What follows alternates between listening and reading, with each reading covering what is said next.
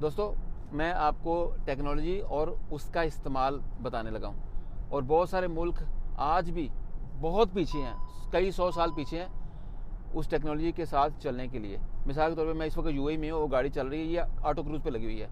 Auto cruise और लेन assist लगा हुआ है इसको, ये लाइन के अंदर खुद चल रही है, मैं कुछ नहीं कर रहा इसको। मैंने 100 पर क्रूज़ लगाया हुआ है और गाड़ी इस वक्त 76 पे है, क्योंकि मेरे आगे वाली गाड़ी 76 पे जा रही है।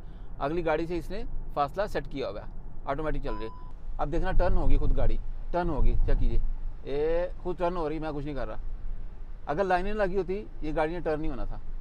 ऑटो क्रूज़ लगा हुआ है और ये मैंने सिर्फ हाथ से इसलिए रख रहा हूँ, वो वार्न कर रही है कि आप छोड़ो ना इसको, कहीं ड्राइवर सो तो नहीं गया। अब ये खुद टर्न कर रही है, वो गाड़ी के साथ इसकी स्पीड सेट है। तो ये दुनिया के साथ चलना होता है।